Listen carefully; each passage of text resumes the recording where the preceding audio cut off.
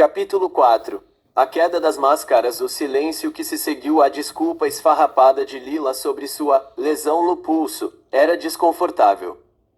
Alia tentava confortar a italiana, massageando os ombros dela e lançando olhares furiosos na direção de Marinette, enquanto o restante dos alunos se entreolhava, perdidos. A professora Bustier parecia genuinamente preocupada com o destino do desfile beneficente. Adrien, sentindo a tensão aumentar e incomodado com a frieza cortante de Marinette, virou-se para trás na cadeira. Ele olhou para ela com aquela expressão de mansidão ensaiada, os olhos verdes clamando por uma condescendência que ela não estava mais disposta a dar.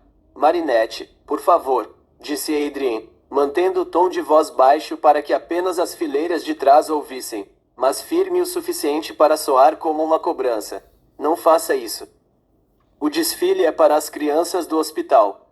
Eu sei que você está chateada com a Lila, mas você precisa fazer a sua parte. É o seu dever ajudar a classe. Marinette fechou o livro de história lentamente. O estalo do papel ecoou como um tiro curto na sala.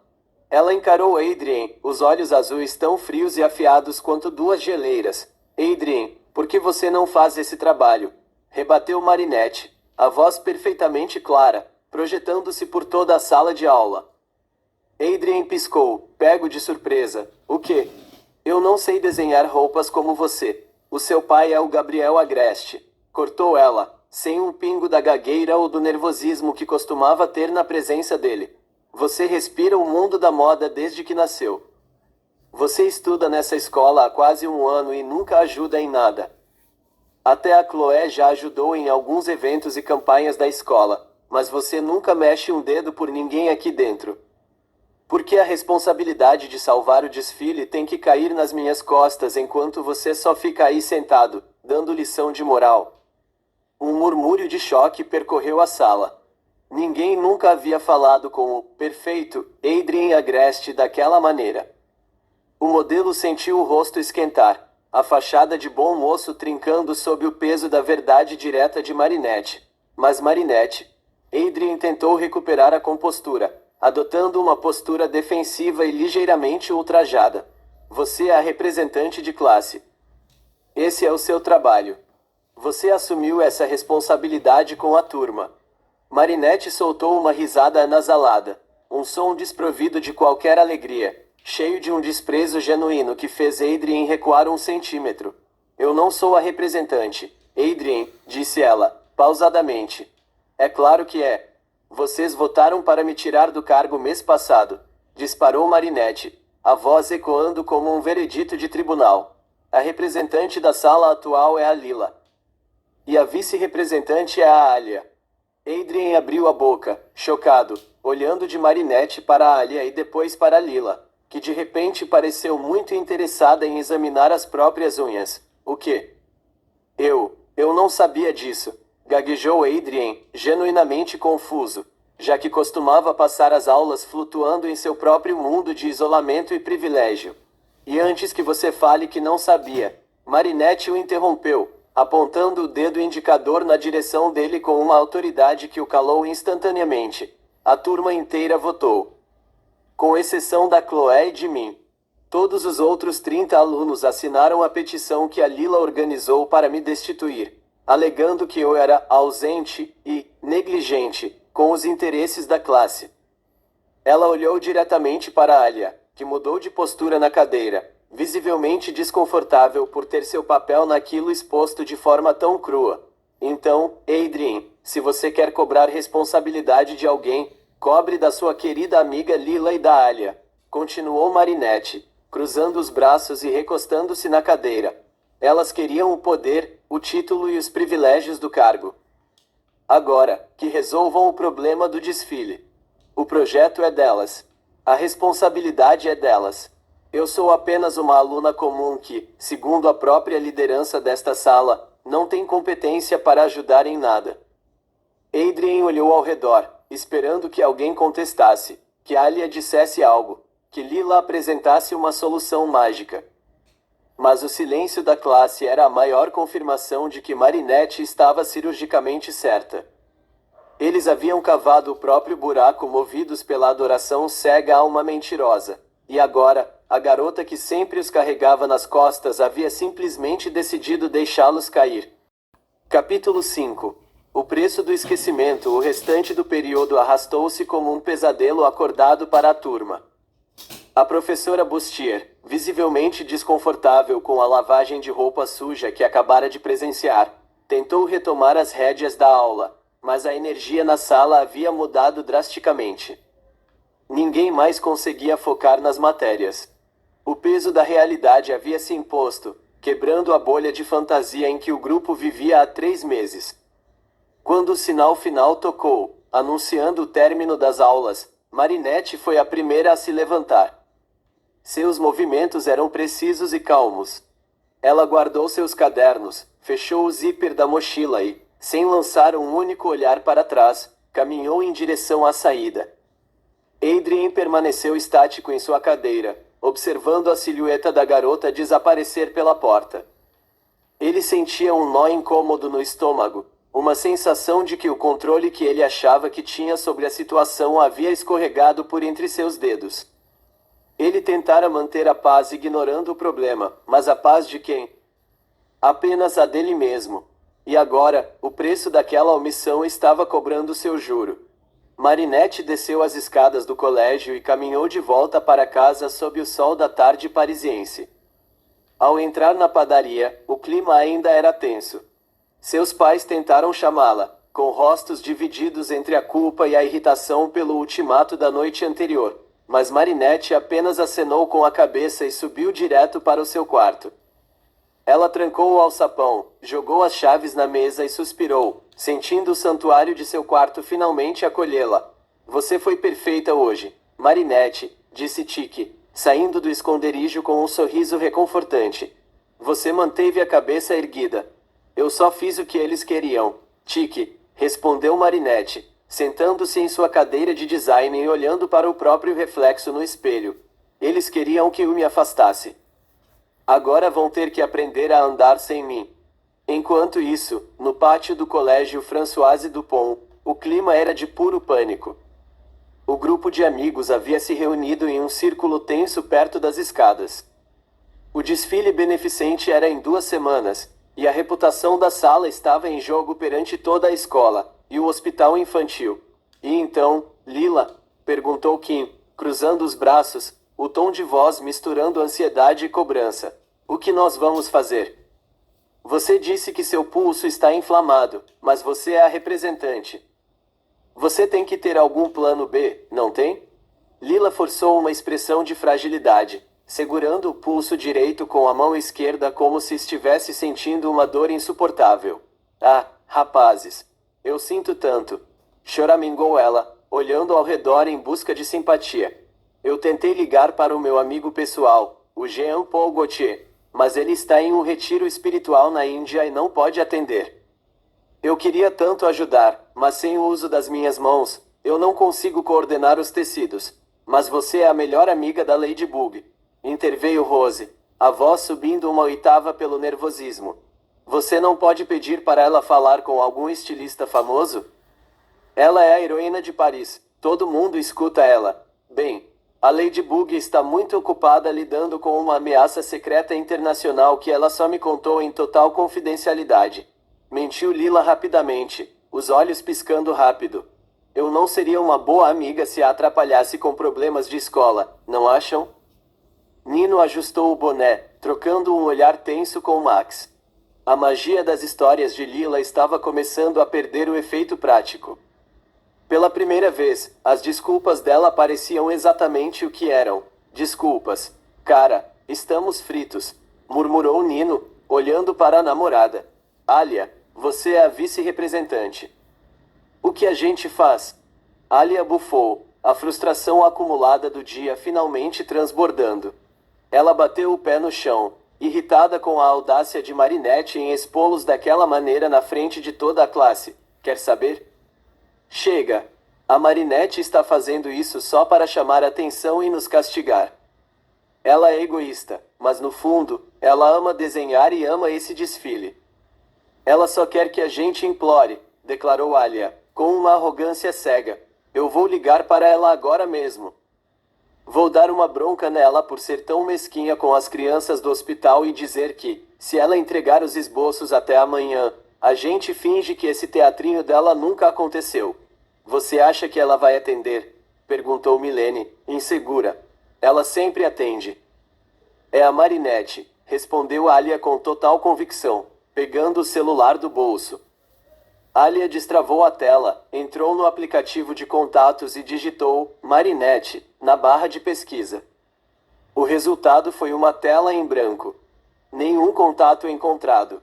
Alia franziu a testa, confusa. Ué, o que houve? Murmurou ela, digitando novamente, dessa vez mais devagar. Marinitte. Nada. Foi então que um estalo de memória, frio e cruel, atingiu a mente da jornalista. Um mês atrás, logo após a votação que destituiu Marinette do cargo de representante, o grupo havia saído para comemorar no parque com Lila. Entre risadas e exaltações à nova liderança, Lila havia sugerido, em um tom de brincadeira manipuladora, que para mostrar lealdade à nova gestão e cortar as energias negativas da ex-representante, eles deveriam fazer uma limpeza em suas vidas. Alia, no calor do momento e cega pelo orgulho de ter ajudado Lila a subir ao poder, abrira o próprio telefone na frente de todos e exclamara: "Quem precisa de gente tóxica no celular?" Pronto, deletei. Ela havia apagado o número de Marinette. O número da garota que fora sua melhor amiga por mais de um ano. A pessoa que guardava seus segredos, que fazia seus lanches, que a apoiava em cada postagem do Lady Blog. Ela havia deletado Marinette de sua vida como se fosse um spam indesejado. Alia ergueu os olhos do celular, o rosto subitamente pálido, encontrando os olhares ansiosos do grupo. E aí, Alia? Ligou? Perguntou Ivan. Alia engoliu em seco, sentindo um gosto amargo na boca enquanto olhava para a tela vazia do telefone. Ela percebeu, com um misto de vergonha e pânico, o tamanho do abismo que eles mesmos haviam cavado. Eu não posso ligar, sussurrou Alia, a voz vacilante pela primeira vez em meses. Eu apaguei o número dela, mês passado. Capítulo 6. O dia que não existiu no pátio do colégio. O anúncio de Alia ecoou como um balde de água fria. Um silêncio atordoado se instalou entre os adolescentes. Como assim você apagou o número dela, Alia? Perguntou Alix, ajeitando o boné, a voz tingida por um nervosismo crescente. Liga pro telefone residencial da padaria. Ué, eu não sei o número fixo de cor, Alix. Rebateu Alia, o rosto corando de vergonha. Alguém aí deve ter o contato dela. Max, Nino, procurem nos seus celulares. Uma onda de cliques e dedos deslizando freneticamente pelas telas tomou conta do grupo. Nino abriu a lista, descendo até a letra M e nada. Max ajustou os óculos, varrendo o banco de dados do seu aparelho. Nada. Um por um, os rostos dos alunos foram mudando de cor, empalidecendo sob o sol da tarde. A cena daquela tarde de sol no parque, um mês atrás, atingiu a todos como um soco coletivo. Eles se lembraram perfeitamente de como, rindo das piadas de Lila e inflamados pelo sentimento de justiça, por terem tirado a tóxica Marinette do cargo, cada um deles abrira o próprio celular. Havia sido uma espécie de pacto de lealdade à nova representante. Quem está com a Lila, deleta a invejosa. Chloé não estava no dia, mas todos os outros haviam rido e deletado o número de Marinette sem pensar duas vezes. Eu também apaguei, murmurou Rose, a voz trêmula à beira das lágrimas. Eu achei que a Lila ia passar o contato novo dela depois. Eu deletei no mesmo dia, admitiu Kim, coçando a nuca, visivelmente desconfortável. Até mesmo Adrien, que assistia à cena um pouco mais afastado, sentiu um frio na espinha. Ele não havia deletado o número de Marinette por maldade, mas quando trocara de aparelho 2 semanas atrás, simplesmente não se dera ao trabalho de transferir o contato dela para o telefone novo. Para ele, Marinette era apenas alguém que sempre estaria ali, esperando por ele, não importava o quanto ele a ignorasse. Agora, olhando para a tela do próprio celular, ele percebeu que também não tinha como alcançá-la. Eles haviam apagado a existência de Marinette de suas vidas digitais. E agora, precisavam desesperadamente dela. Enquanto o pânico se consolidava na escola, na padaria do Pencheng, a atmosfera era de pura indignação. Lila Rossi estava sentada à mesa da cozinha, com um lenço de seda cobrindo o pulso supostamente inflamado, enquanto Sabine servia uma xícara de chá e Tom trazia uma bandeja de doces finos. Eu sinto tanto, senhor e senhora do Pencheng, suspirou Lila, com a voz embargada e os olhos marejados. Eu implorei para a Marinette na escola. Eu disse a ela que o desfile beneficente era para as criancinhas do hospital e que, como representante, eu faria tudo para ajudar se minhas mãos não estivessem assim. Mas ela foi tão fria. Ela me olhou com tanto ódio e disse que não se importava com as crianças, nem com a escola, e muito menos com o trabalho de vocês na padaria. Ela disse que vocês que se virassem. Tom bateu o punho na mesa, fazendo as xícaras chacoalharem. O rosto do padeiro estava vermelho de raiva. Isso é inadmissível. Nós damos tudo para aquela menina, e ela trata a melhor amiga e a própria família com esse egoísmo, bradou Tom, a voz grossa ecoando pelas paredes. Eu não sei onde erramos com ela, Lila querida, disse Sabine, os olhos faiscando de decepção e irritação. Ela mudou tanto nesses últimos meses. Ficou rancorosa, trancada naquele quarto. Mas deixar a classe e a nós na mão por pura pirraça? Isso vai ter consequências. Neste exato momento, o alçapão do teto se abriu e Marinette desceu as escadas. Ela já não usava seu casaco habitual, vestindo apenas uma blusa simples. Sua expressão era uma página em branco. Não havia raiva, não havia medo, apenas uma neutralidade absoluta. Sabine levantou-se imediatamente, cruzando os braços. Que bom que desceu, Marinette. A Lila acabou de nos contar a sua atitude na escola.